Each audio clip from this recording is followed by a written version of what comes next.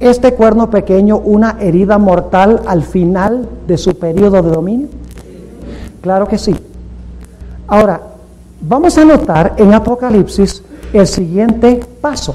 Vamos al versículo 15. Y la serpiente echó de su boca tras la mujer agua como un río. ¿Qué representa el agua? Muchedumbres de gentes.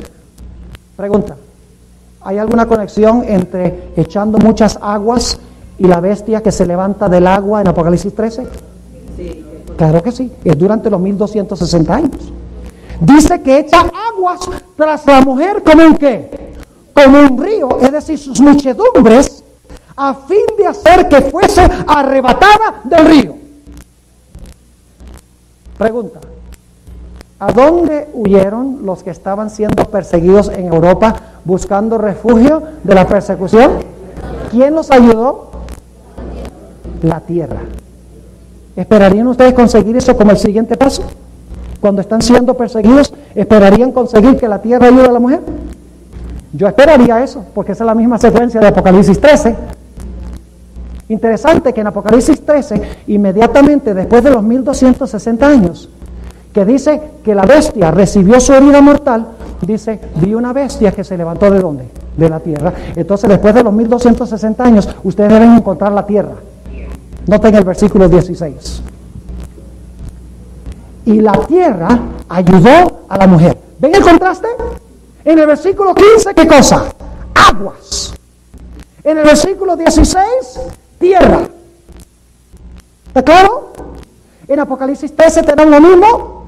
1260 años, la bestia persigue a la iglesia, 42 meses, se expresa allí, y luego dice que se levanta una bestia, ¿de dónde? De la tierra, que tiene dos principios cristianos, que al principio ayuda a la mujer, pero que luego ¿qué? Habla como un dragón. Dice en el versículo 16, la tierra ayudó a la mujer. ¿Qué representa la tierra? ¿A dónde huyeron los que estaban siendo perseguidos por las aguas en Europa? Huyeron a los Estados Unidos. Ya hemos estudiado eso anteriormente. Y dice, y sorbió el río que había echado el dragón de su boca. ¿Qué pasa con la persecución? La tierra se traga, ¿qué cosa? La persecución. ¿Saben ustedes qué país en el mundo ha hecho imposible que la iglesia romana recupere su poder? Los principios del país de los Estados Unidos. Por los principios que ha exportado a todas las naciones de que el Estado y la iglesia deben estar separados. Y muchas naciones han adoptado esos principios básicos. Un Estado sin rey y una iglesia sin papa. Particularmente en los países protestantes, pero aún en los países católicos hay libertad de cultos. Estamos nosotros aquí esta noche reuniéndonos de una forma libre para hablar de estas cosas en un país que es prácticamente 90% o más católico, y lo estoy haciendo con libertad. ¿Por qué? ¿Saben ustedes lo que hubiera sucedido durante la Edad Media si yo estuviera predicando este sermón? Mejor dicho, no hubiéramos pasado del primer día. ¿Por qué? Porque la iglesia usaba el poder civil para impedir que la gente hablara de esta manera. Pero por los principios, por la desvinculación de la iglesia del Estado, en 1798, cuando Francia le dio la herida mortal, una cantidad de naciones siguieron el mismo ejemplo. La tierra sorbió las aguas y por un tiempo ha estado coartada la persecución. ¿Recibió la bestia de Apocalipsis 13 una herida mortal? Después de eso, ¿hay un tiempo de tregua y paz? Sí, Señor. Pero luego dice que la herida de su muerte será ¿qué? Sanada. ¿Y quién le va a ayudar a sanar la herida? La segunda bestia. ¿Y cómo habla la segunda bestia? Como un dragón. Ahora, no se distraigan. ¿Vamos bien? ¿Vamos bien? ¿Es este un estudio disciplinado de las profecías? ¿O es especulativo? ¿Estamos adivinando? No estamos adivinando nada. Estamos siguiendo la secuencia. Estamos dejando que la Biblia se explique sola. Que la Biblia nos diga lo que pasa en la historia. No que la historia le dicte a la Biblia. Volvamos otra vez. Apocalipsis 13 comienza en el Antiguo Testamento. No. Tenemos león, oso, leopardo. ¿Empieza Apocalipsis 12 en el Antiguo Testamento? Sí. La mujer no ha tenido niño. Luego en Apocalipsis 13 tenemos un dragón. En Apocalipsis 13 tenemos nosotros un dragón. ¿Sí o no? En Apocalipsis 12 tenemos un dragón. Ahora, en Apocalipsis 13 tenemos 10 cuernos del dragón. En Apocalipsis, el capítulo 12, tenemos 10 cuernos del dragón. Claro que sí. Luego tenemos en Apocalipsis 13, un periodo de ¿cuánto tiempo? 42 meses. En Apocalipsis 12 tenemos un periodo de 42 meses o 1260 días. Claro que sí. En Apocalipsis, el capítulo 13, encontramos una bestia que se levanta de la tierra. En Apocalipsis 12, ¿tenemos a la tierra que ayuda a la mujer? Sí. En Apocalipsis 13 dice, sin embargo, que esa bestia que se levanta de la tierra va a hablar como un dragón. ¿Qué esperarían encontrar de próximo en Apocalipsis 12? Que nuevamente va a haber persecución. ¿Y quién va a ser el culpable? El dragón. Ahora noten lo que dice el versículo 17 del capítulo 12. Crucial. Entonces, ¿qué significa entonces? Luego. Entonces, el dragón fue airado. ¿Contra quién? Pero un momentico, paremos un momento allí. ¿Acaso no estaba airado antes? Durante los 1260 días, ¿el dragón estaba airado y persiguió a la mujer? Entonces, ¿cómo es que dice, entonces fue airado el dragón contra la mujer? Si ya antes estaba airado. Debe ser que entre los dos periodos de ira hubo un periodo de ¿qué? De tregua y paz. Porque entonces no diría, entonces fue airado el dragón. ¿Por qué es que se aira el dragón? Porque en el versículo 16, la tierra ha hecho ¿qué? Ha ayudado a la mujer. ¿Ama Satanás los principios sobre los cuales está fundamentado los Estados Unidos? Los odia, pero durante 200 años no ha podido hacer nada, desde 1798. Porque la herida mortal ha estado en su lugar. Pero Apocalipsis 12 y el versículo 17 nos dice que después que la tierra ayuda a la mujer por un periodo, entonces el dragón se aira de nuevo, ¿sí o no? Entonces el dragón fue lleno de ira. ¿A dónde se va a manifestar primero esa ira? Según el contexto, ¿a dónde? ¿Qué lugar geográfico? En la tierra. ¿Qué odia Satanás especialmente? La tierra. ¿Por qué la tierra? Porque ayudó a la mujer. ¿Dónde se va a levantar el pueblo remanente? Según el contexto, ¿a dónde se va a levantar? En la tierra. ¿Dónde se originó la iglesia adventista del séptimo día?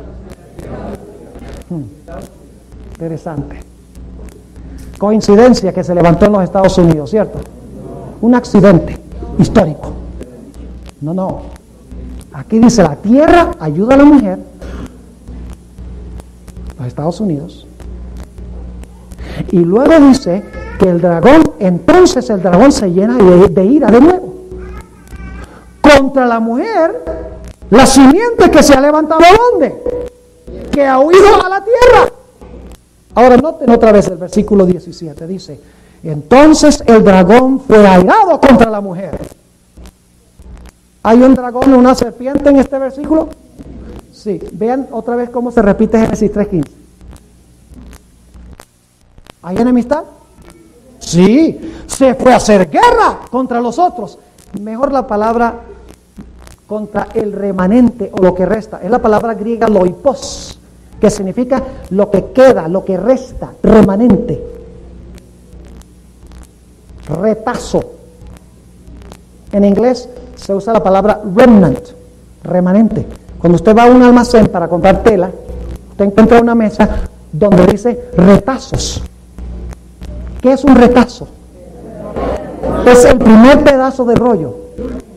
Ah, gracias, muy amables. Es el último pedazo de rollo. Pregunto, ¿es esta la última iglesia?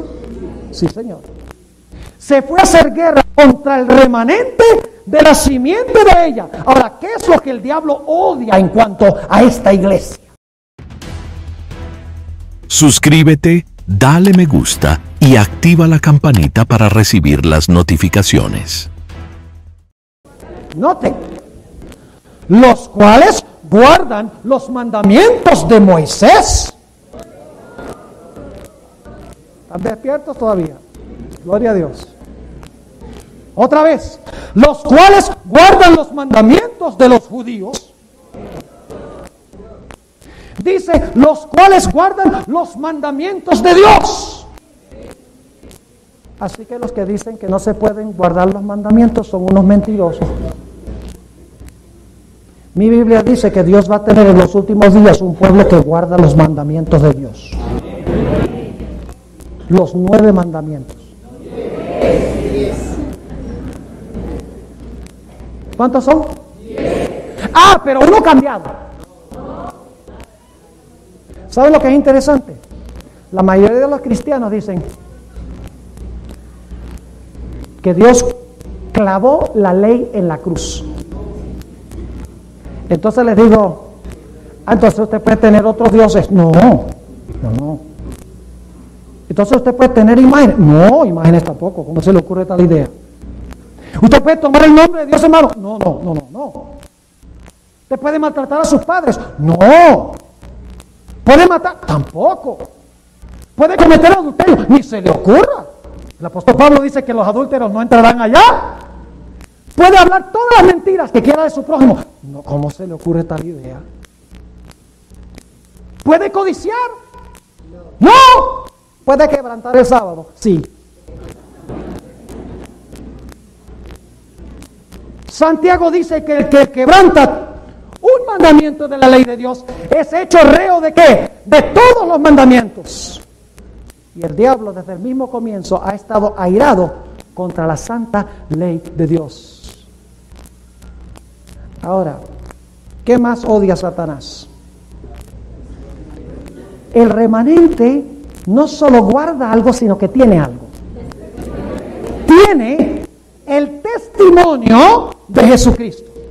Ahora ustedes dicen, bueno, pastor, ¿y qué es eso del testimonio de Jesucristo? ¿De qué está hablando la Biblia cuando habla del testimonio de Jesucristo? Bueno, el libro de Apocalipsis lo explica. Hermanos y hermanas, la Biblia se explica sola, comparando un texto con otro. Ahora notemos qué es el testimonio de Jesucristo que Satanás va a odiar de la iglesia final, que se levanta ¿dónde esa iglesia? En los Estados Unidos, en la tierra primero, y luego, claro, se esparce a todo el mundo, porque habla de 3 ángeles, que será nuestro tema de mañana en la noche, Dios mediante, donde dicen que este mensaje que se origina ahí va a toda nación, tribu, lengua y pueblo. No se queda allí, el pueblo se prolifera a nivel mundial. Apocalipsis 19 y el versículo 10 dice aquí, hablando Juan, y yo me eché a sus pies para adorarle. Se le aparece un ángel y Juan quiere adorarlo. Y él me dijo, mira que no lo hagas. Yo soy siervo contigo y con tus hermanos que tienen el testimonio de Jesús. ¿Qué tienen los hermanos de Juan? Los hermanos de Juan tienen el testimonio de Jesús. No olviden eso. Sigue diciendo, adora a Dios. Porque el testimonio de Jesús es el espíritu de la profecía. ¿Qué es el testimonio de Jesús? ¿El espíritu de qué? De la profecía. Ahora, ¿por qué se le llama el testimonio de Jesús? Tengo que ir rápido en esto. Esto es un tema para 1 hora, solamente para hablar de lo que significa la expresión testimonio de Jesús. Los profetas, ¿de quién daban testimonio? De Cristo. Lo pueden leer en 1 de Pedro 1, 10 y 11. Los profetas testificaban del Mesías que iba a venir. ¿Por qué se le llama el espíritu de profecía? Porque el don de profecía Es uno de los dones del Espíritu Santo. Dios colocó en la iglesia primeramente apóstoles, luego ¿qué? Profetas. Y si leen 1 Corintios 12 dice que el mismo Espíritu es el que da todos esos dones. Es decir, que si usted rechaza a un profeta, usted no solo está rechazando a Jesús, porque es el testimonio de Jesús, sino que usted está rechazando el Espíritu Santo, porque es el don del Espíritu Santo. Serio rechazar a un verdadero profeta, ¿verdad? Ahora, sigue diciendo, versículo 10. Y yo me eché a sus pies para adorarle. Y él me dijo, mira que no lo hagas. Yo soy siervo contigo y con tus hermanos que tienen el testimonio de Jesús. Adora a Dios porque el testimonio de Jesús es el espíritu de la profecía. ¿Qué tienen los hermanos de Juan? Tienen el testimonio de Jesús. ¿Y qué es el testimonio de Jesús? El espíritu de profecía. Ahora vamos a Apocalipsis 22. Apocalipsis 22 y el versículo 8 y el versículo 9. Dice allí, en Apocalipsis 22, 8 y 9, yo, Juan, soy el que ha oído y visto estas cosas. Y después que hube oído y visto, me postré para adorar delante de los pies del ángel que me mostraba estas cosas. ¿Es la misma escena que acabamos de leer? Claro que sí. Ahora noten el versículo 9. Y él me dijo, mira que no lo hagas, porque yo soy siervo contigo y con tus hermanos los profetas. ¿Cómo? ¿Qué tienen los hermanos de Juan? ¿Qué son los hermanos de Juan? Profetas. ¿Qué tienen los hermanos de Juan? El testimonio de Jesús. ¿Qué es el testimonio de Jesús? Es ser un profeta. ¿Lo captaron o no? Quiere decir que el verdadero pueblo remanente final, escuchen bien, la iglesia adventista no es como cualquier otra iglesia. La iglesia adventista es un cumplimiento preciso de esta profecía. Se levantó por providencia divina. Noten los 3 puntos claves aquí. En primer lugar, este pueblo tiene que levantarse después de 1798. Después de los 1260 años, ¿sí o no? ¿Están conmigo o no están conmigo?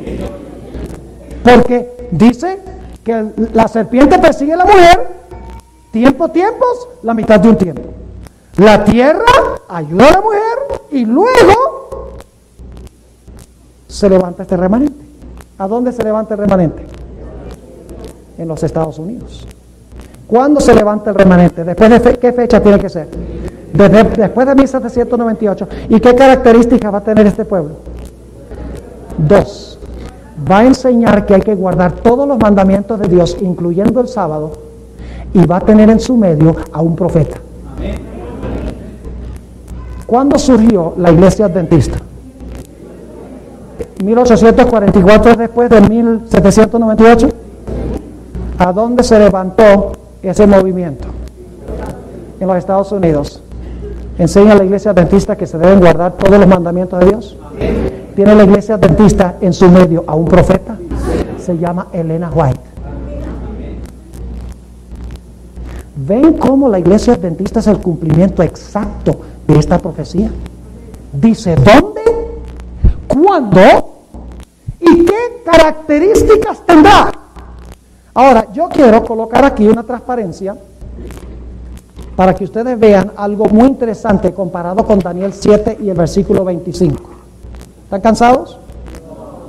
Ah, qué bueno que digan eso, porque todavía falta un poquito. Escuchen bien, es crucial lo que vamos a analizar ahora. En Daniel 7:25 dice que el cuerno pequeño hizo varias cosas. Persiguió a los santos, ¿sí o no? En segundo lugar, habló blasfemia, ¿sí o no? Lo hizo por tiempos y la mitad de un tiempo, ¿cierto? Y los santos y todo esto le fue entregado en sus manos, ¿sí o no? Y dice en Daniel 7:25 que pensó que podía cambiar los tiempos y ¿qué? Y la ley. No se pierdan esto, que esto es bueno. Lo que vamos a hablar ahora es tremendo. ¿Saben lo que es interesante? Si ustedes van a Apocalipsis 13, y no tienen que ir ahí ahora, nada más escuchen lo que estoy diciendo, van a encontrar que todas esas cosas que se dicen del cuerno pequeño están en Apocalipsis 13-2. Suscríbete, dale me gusta y activa la campanita para recibir las notificaciones. En Apocalipsis 13 dice que la bestia habla blasfemias contra el Altísimo, al igual que Daniel 7. Dice allí que iba a gobernar este poder, la bestia, 42 meses, como en Daniel 7. Dice que iba a perseguir a los santos, igual que en Daniel 7. Dice que le iban a ser entregados en sus manos, como en Daniel 7. Pero hay dos cosas que se encuentran en Daniel 7 que hace el cuerno pequeño, que aparentemente no aparecen en Apocalipsis 13 y en Apocalipsis 12. ¿Y saben ustedes cuáles son esas dos cosas? Piensa que puede cambiar los tiempos y la ley.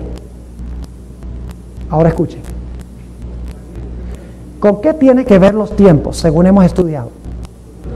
Tiene que ver con un correcto panorama profético. Un método historicista de interpretar las profecías.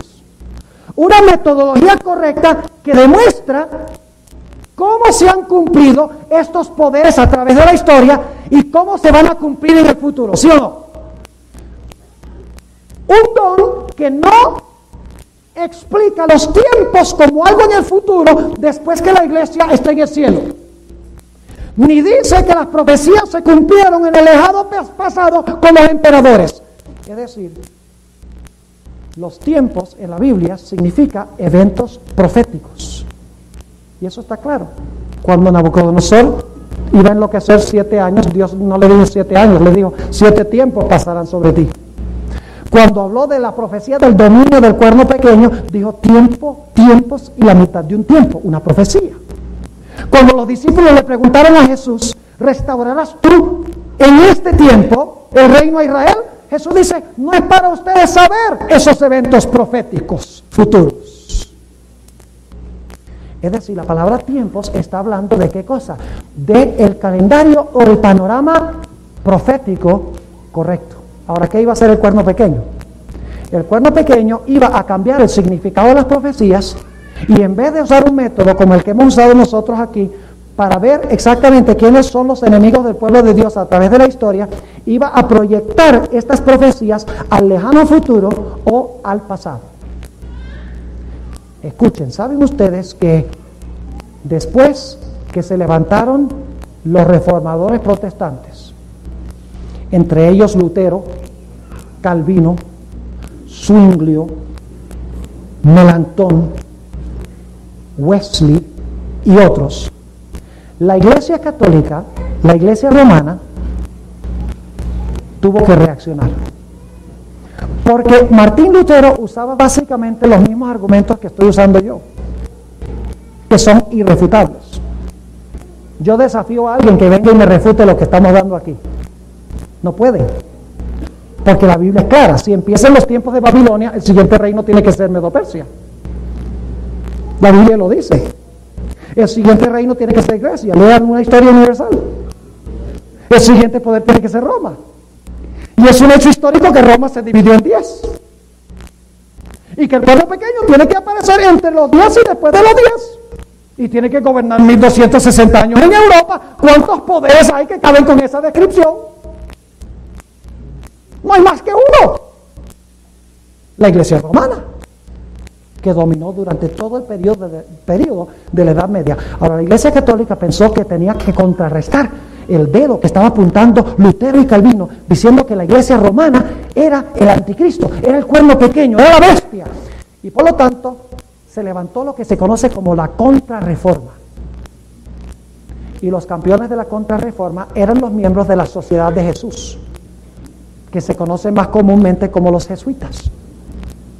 Se levantó un sacerdote de nombre Francisco Rivera y fue a donde el Papa y le dijo al Papa, yo tengo el método exacto y preciso para contrarrestar lo que están enseñando los reformadores en cuanto a la Iglesia Romana. Lo que podemos hacer es enseñarle a la gente que todas estas profecías se cumplieron en el pasado con un individuo malévolo de nombre Antíoco Epífanes. Y que la profecía de Apocalipsis Cuando habla de la bestia y el 666, eso está hablando es de Nerón y los emperadores romanos. De esa forma, la gente va a leer las notas al pie de página de nuestras Biblias y entonces van a mirar allá atrás y no se van a dar cuenta que nosotros estamos cumpliendo esta profecía. Se levantó otro sacerdote jesuita, de nombre Luis de Alcázar, ambos españoles. La Contrarreforma especialmente fue fuerte en España. Y este individuo fue ante el Papa, le dijo: yo tengo otro método que podemos usar. Y ese método es que podemos decir que estas profecías del cuerno pequeño y de la bestia no se han cumplido en la historia, sino que se van a cumplir bien al futuro, al final de la historia. Y de esa forma, la gente no va a ver cómo se han cumplido estas profecías en el desarrollo histórico. Y por eso ustedes pueden leer en Biblias católicas, ustedes leen los pies de página, los comentarios que hace, por ejemplo, la versión de Nácar Colunga, la versión de la Biblia de Jerusalén, Beber Cantera, que tienen notas. Hay ciertas versiones que tienen notas, y ustedes van a encontrar que cuando llega Daniel 7, cuerno pequeño, dice Antíoco Epífanes, quien desacró el templo de Jerusalén. ¿Saben por qué no puede ser? Porque Antíoco Epífanes estuvo en el reino de Grecia, y la Biblia dice que el cuerno pequeño se levanta del dragón, que es Roma. ¿Están conmigo o no están conmigo? Estas son cosas pesadas, hay que concentrarse. Ahora, ¿el cuerno pequeño se va a levantar bien al futuro? No, yo pregunto, se levanta el león, pasan 300 años y luego se levanta el oso. Y luego entonces pasan 200 años y se levanta el leopardo. Hay un paréntesis de 500 años y se levanta el dragón. ¿Es así? No, son consecutivos los poderes uno después de otro sin interrupción, ¿sí o no? Entonces tenemos Babilonia, cae Babilonia, se levanta Medo-Persia, cae Medo-Persia, se levanta Grecia, cae Grecia, se levanta Roma. Roma se divide en 10 reinos, sale el cuerno pequeño, gobierna 1260 años. La tierra ayuda a la mujer, hay un tiempo de paz y luego el dragón se llena de ira contra la mujer. En sucesión continuada, sin interrupción. Así podemos exactamente saber dónde estamos en el curso histórico a cada momento. ¿Para cuántas personas tiene sentido este método de estudiar las profecías? Es que no hay forma de evadirlo. Así que la iglesia romana inventó estos métodos rivales de interpretar las profecías. ¿Y qué más hizo la iglesia romana? No solo pensó que podía cambiar los tiempos proféticos, sino pensó que podía cambiar ¿qué? La ley. ¿Y saben que lo hizo de dos maneras? Primera manera, en los catecismos eliminó el segundo mandamiento de la ley de Dios. Y si hay alguno aquí que pertenece a la iglesia romana, la iglesia católica, yo no quiero que ustedes se sientan que yo los estoy atacando a ustedes. Yo los amo a ustedes. Pero yo tengo que hablar en cuanto al sistema. El sistema no es la gente dentro del sistema. Al igual que el pueblo judío, el sistema judío, toda la gente dentro del sistema no era apóstata. Habían sacerdotes fieles, como vimos. Había mucho pueblo. Y ellos salieron y se unieron a la iglesia cristiana. Porque dijeron, no podemos quedarnos con este pueblo que una vez fue de Dios, pero que apostató. De la misma manera encontramos que la iglesia romana no solo eliminó el segundo mandamiento, y ¿saben qué tenían que hacer? Si elimina el segundo mandamiento, ¿cuántos mandamientos quedan? 9. Entonces, pero la Biblia dice que son 10. Lo que hicieron fue dividir el 10º mandamiento en 2 para terminar con 10.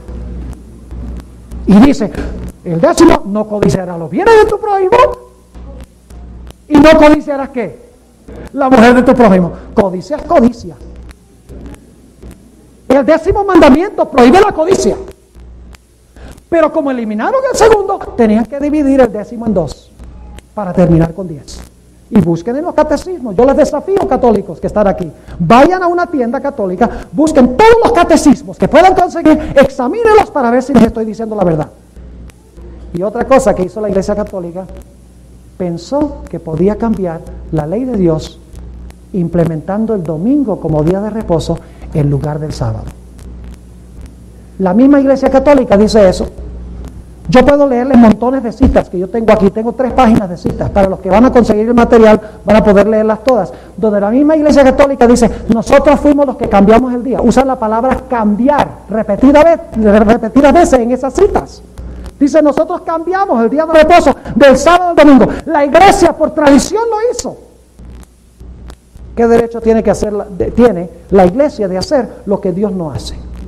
No tiene ningún derecho de hacer lo que Dios no hace. Si alguien va a cambiar la ley, tendría que ser Dios. La cosa es que el cuerno pequeño profesa ser Dios en la tierra. Por eso cree que puede cambiar la ley. Así que en Daniel 7:25 tenemos un problema con la ley y tenemos un problema con el panorama profético, los tiempos. Ahora, ¿cómo contrarresta Dios esos dos problemas? Suscríbete, dale me gusta y activa la campanita para recibir las notificaciones. En Apocalipsis 12:17 dice que levanta un pueblo que guarda los mandamientos de Dios y levanta a un pueblo que tiene el don de profecía. ¿Ven cómo Dios contrarresta? Lo que hizo el cuerno pequeño, cambiar los tiempos proféticos para que la gente no pudiera entender el significado de las profecías, y lo que hizo en cambiar el sábado o la ley de Dios. Ahora Dios en la tierra, después de 1798, en los Estados Unidos, va a levantar a un pueblo que enseña que hay que guardar todos los mandamientos, incluyendo el cuarto, y que no han sido cambiados. Y también se va a levantar en medio de ellos un profeta que presente el verdadero panorama profético que presenta la Sagrada Escritura. Va a corregir la tergiversación de los tiempos que ha hecho el cuerno pequeño. Así que Dios levanta a este profeta. ¿Y saben algo? Si ustedes quieren saber cómo se van a cumplir las profecías, lean el conflicto de los siglos. Yo pregunto, ¿el conflicto de los siglos presenta las profecías como yo las he estado presentando aquí? ¿Sí? Dice el espíritu de profecía, la sierva de Dios, que los 1260 años de opresión fue por parte de Roma papal. Sí. Dice ella que la segunda bestia de Apocalipsis 13 es los Estados Unidos. Sí. Dice ella que la tierra es el territorio que le brindó refugio al pueblo de Dios. Sí. Dice ella que el pueblo remanente es el remanente adventista que guarda toda la ley de Dios. Dice ella que hay que guardar inclusive el sábado. Claro que sí. ¿Qué ha hecho Dios? Dios ha contrarrestado la obra del cuerno pequeño, levantando un profeta que enseña los tiempos como son y un profeta que exalta la ley como debe ser exaltada. ¿Creen ustedes que Satanás quiere contrarrestar lo que hace ese pueblo? Ahora escuchen, aquí viene lo más extraordinario. En Apocalipsis 13 tenemos la reacción de Satanás al pueblo que Dios levantó en Apocalipsis 12 para contrarrestar lo que hizo el cuerno pequeño. Escuchen. En Apocalipsis 13 tenemos una segunda bestia que en Apocalipsis 16:13 se le llama el falso profeta. ¿Qué levanta Satanás para contrarrestar el espíritu de profecía, el testimonio de Jesús? Al mismo tiempo donde en la tierra levanta a qué cosa? Al falso profeta. Y escuchen bien, en los Estados Unidos los protestantes están totalmente viciados con la teología católica de las profecías. En ese sentido también son una imagen de la bestia. Yo voy a una librería que queda cerca de mi casa, que tiene miles de libros sobre profecías, y voy cada rato a mirar qué hay de nuevo, y no puedo comprar nada, porque toda la interpretación, si son protestantes que no creen mucho en la inspiración de la Biblia, dicen no, eso no son profecías, eso se cumplió allá en el pasado. Si son gente que cree en la inspiración de la Biblia, dicen no, esas son cosas que se van a cumplir allá en Israel después que la iglesia ha sido raptada secretamente al cielo. Y en vez de decir que el conflicto final tiene que ver con el sábado y el domingo, ellos dicen que el conflicto tiene que ver con los chinos, los rusos y los árabes peleando contra el pueblo literal de Israel. Han cambiado los tiempos completa y totalmente. No saben nada de lo que nosotros estamos hablando esta semana. ¿Y quiénes deben hacerles saber? Nosotros. Ahora escuchen. El diablo trata de contrarrestar el verdadero testimonio de Jesús levantando al falso profeta. ¿Cómo trata Satanás de contrarrestar los mandamientos de Dios que proclama y guarda este pueblo que Dios levanta en Apocalipsis 12? ¿Imponiendo qué? La marca de la bestia. La marca de la bestia en Apocalipsis 13 es lo mismo que el cambio de la ley. Fíjense que todos los elementos de Daniel 7 se mencionan en Apocalipsis 13. Está los 1260 días, están las blasfemias, está la persecución de los santos, está que todo esto es entregado en manos del cuerno pequeño. Todo eso está en Daniel 7:25 y Apocalipsis 13, pero parece faltar las dos características, el cambio de los tiempos y el cambio de la ley. Pero no faltan, porque en Apocalipsis 13 habla de una segunda bestia que se va a levantar, que va a tener un falso don profético para contrarrestar el verdadero don, y va a imponer la marca de la bestia, que es el cambio de la ley, para contrarrestar a los que enseñan y practican los mandamientos de Dios. ¿Les quedó claro este punto? Ahora algunos dirán, bueno, pastor, entonces usted está diciendo que nosotros debemos guardar todos los mandamientos de Dios. ¿Y por qué no? ¿Cuántos de ustedes creen que los mandamientos de Dios son buenos? ¿Todos? ¿Son buenos? ¿Son buenos? ¿Quiénes son los malos? Nosotros. ¿A cuántos de ustedes les gustaría, cuando un criminal mata a alguien, el gobierno dice, quitemos la ley para salvar al criminal? ¿Ah?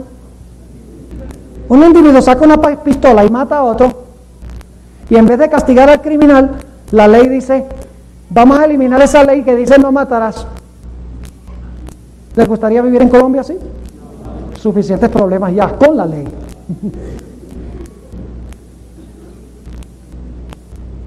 ¿Me están entendiendo lo que estoy diciendo? La ley demuestra que es pecado. La ley nos muestra que somos pecadores. Sin la ley yo no sabría que soy pecador. Y si no reconozco que soy pecador, no siento necesidad de Jesús. ¿Ven ustedes que cuando se elimina la ley, se elimina también la necesidad que sentimos de Cristo? Porque la ley me muestra que soy pecador. Y cuando veo mi pecado, voy a Cristo para que Cristo me salve del pecado. Pero si la ley fue abolida en la cruz, yo no voy a poder.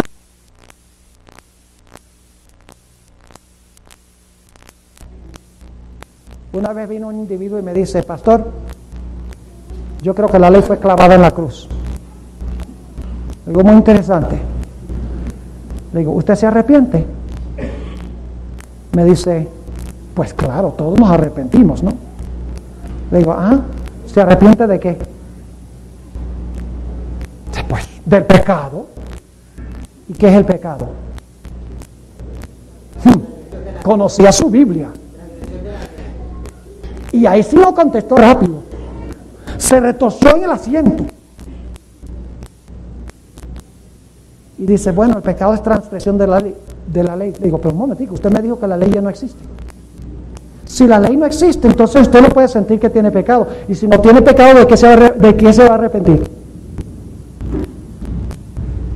Eliminar la ley es eliminar el arrepentimiento y es eliminar nuestra necesidad de Cristo Jesús. La ley es como un espejo. ¿Cuántos creen ustedes que el espejo les hace un favor? ¿Cuántos creen que el espejo les hace un favor? Levanten la mano si creen que el espejo les hace un favor. No lo creen. Cuando se levantan por la mañana, ¿qué ven? Si ven lo que veo yo, ven un desastre. El cabello está despeinado, la cara está toda llena de lagañas, los ojos. Y voy al espejo y el espejo me dice, tú necesitas ayuda. Y entonces yo digo, vaya espejo. Y agarro el espejo y lo quiebro. Problema resuelto. ¿Es así? Pues lógico que no. El problema no es con el espejo, el problema es conmigo. El espejo me dice, mira, tú necesitas ayuda. Necesitas quien te quite esas lagañas y quien te limpie la cara. Yo no te puedo limpiar. Mi papel es mostrar que necesitas limpieza, pero yo conozco uno que te puede limpiar. Ve allá al agua y al jabón. La ley me manda Jesús. Pero sin ley yo no sé que estoy sucio y no siento necesidad de limpieza en Cristo. Los cristianos que eliminan la ley están eliminando a Jesús.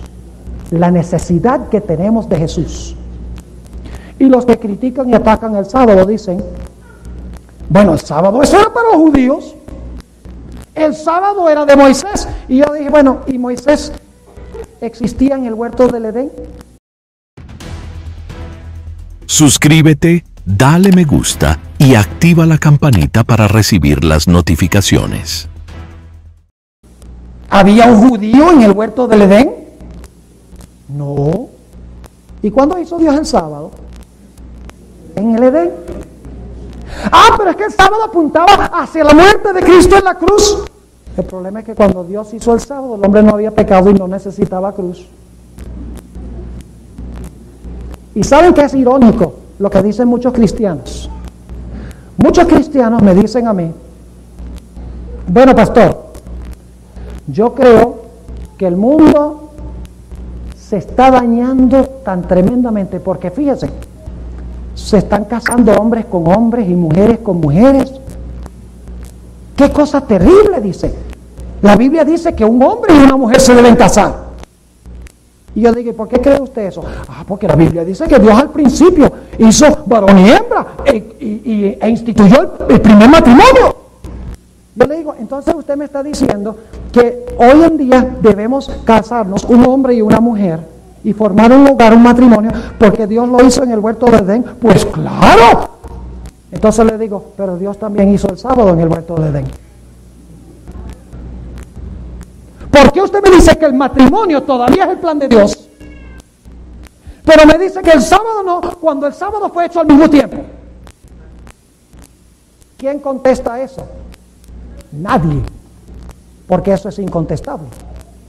El sábado es parte del plan original de Dios. Y por eso dice en Isaías 66, dice que de mes en mes y de sábado en sábado vendrá toda carne a adorar delante de mí, dice Jehová. El sábado al comienzo y el sábado en la tierra nueva. ¿Cuál es la naturaleza entonces de la crisis final? Que la crisis final tiene que ver con el sello de Dios y la marca de la bestia. El sello de Dios, ¿qué es? Según estudiamos anoche, el sábado. Diles mis sábados por señal. Y la señal en Ezequiel 9 se coloca ¿dónde? En la frente. Ahora, si el sábado es la señal de Dios que se coloca en la frente, ¿qué debe ser entonces la marca de la bestia? Que es lo contrario. Debe ser otro día rival. ¿Y cuál es el día rival que guarda la mayoría de los cristianos? El domingo como día de reposo. Y ustedes me están diciendo, entonces el conflicto final va a ser entre un día y otro día. No, va a ser entre la autoridad de una persona y la autoridad de otra. Porque cuando yo adoro en el sábado, cuando yo guardo el sábado, yo estoy demostrando que yo sirvo al Dios creador del cielo y la tierra. Cuando guardo el domingo, estoy honrando al que dice que cambió el sábado al domingo. Estoy honrando a la bestia. Entonces no tiene que ver con un día versus otro día, sino que tiene que ver con cuál autoridad acepto Dios, la del verdadero creador o la autoridad de la bestia. Yo quiero decirles que yo y mi casa serviremos a Jehová. Y yo no sé de ustedes, pero esa es la decisión mía. Pregunto, ¿les quedó clara la profecía de Apocalipsis 12? ¡Qué tremenda profecía! Sigue la misma secuencia que lo que vimos nosotros en Daniel 2, Daniel 7 y Apocalipsis 13. Claro que sí. Un último punto. Hay una cosa que Satanás odia más que cualquier otra, y es la ley de Dios. Y particularmente el sábado. Y déjenme explicarles por qué odia el sábado. Sencillamente porque el sábado demuestra que hay un solo Dios. Y Satanás quiere ser reconocido como ¿qué? Como Dios. Pero si la gente guarda el sábado, ¿a quién está reconociendo? Al verdadero Dios. Entonces el diablo dice, la gente guarda el sábado y no están pensando si no es ese Dios en el cielo. ¿Qué puedo hacer yo para que la gente mire a otro poder que no es Dios? Al poder que yo establecí. Yo voy a hacer un día que parezca honrar a Dios. Porque el diablo no es fatuo, no es tonto. Yo voy a establecer un día que parezca honrar a Jesús, su resurrección de los muertos. Y voy a llevar a la gente a guardar este día. Y cuando guardan este día van a estar honrando a la bestia, que es mi instrumento, y no a Dios. Desde el cielo Satanás ha odiado la ley. ¿Saben ustedes que en Ezequiel 28, no tienen que ir allí ahora, pero pueden leerlo, dice que Satanás pecó en el cielo? ¿Qué hizo Satanás en el cielo? Pecó. ¿Qué es pecado? Algunos dicen, bueno, pastor, la ley llegó a existir en los días de Moisés. Cuando Moisés le dio las tablas de la ley a Israel, ahí comenzó la ley. No, señor. ¿Desde cuándo peca Satanás? Desde el cielo. Dice en Juan 8:44 que peca desde el principio. Ahora aquí viene la pregunta, ¿cómo puede haber pecado si no había ley? Vamos a 1 de Juan 3. Se me ocurrió esto ahora. Necesito compartir esto con ustedes. 1 de Juan, el capítulo 3. Ya estamos llegando al final. Pero quiero que noten esto. 1 de Juan, el capítulo 3. Y vamos a leer el versículo 8. 1 de Juan 3:8 dice: el que hace pecado es del diablo. Porque el diablo peca ¿desde cuándo? Desde el principio. ¿Desde cuándo pecó Satanás? Desde el principio. ¿Y qué es pecado? 1 de Juan 3:4. Cualquiera que hace pecado traspasa también la ley, pues el pecado es transgresión de la ley. ¿Quebrantó Satanás la ley? ¿Si pecó? ¿Cómo puede haber quebrantado la ley si no había ley? ¿Están conmigo? Desde el comienzo odió Satanás la ley. Saben que en una profecía que vamos a estudiar, la de 2 Tesalonicenses 2, se le llama el hombre de pecado. En Daniel 7:25 dice que pensará cambiar la ley. En Apocalipsis 13 dice que impone la marca de la bestia. En todas estas profecías, ¿el diablo odia la ley? Claro que sí. ¿Y qué hacen los cristianos cuando dicen que Dios crucificó la ley? Es un terrible pensar que lo que están es honrando al que originalmente atacó la santa ley de Dios. Lejos esté de los cristianos hacer tal cosa. Unámonos más bien al pueblo que guarda los mandamientos de Dios. Y tiene en su medio un profeta que presenta el verdadero panorama profético. Oremos. Padre,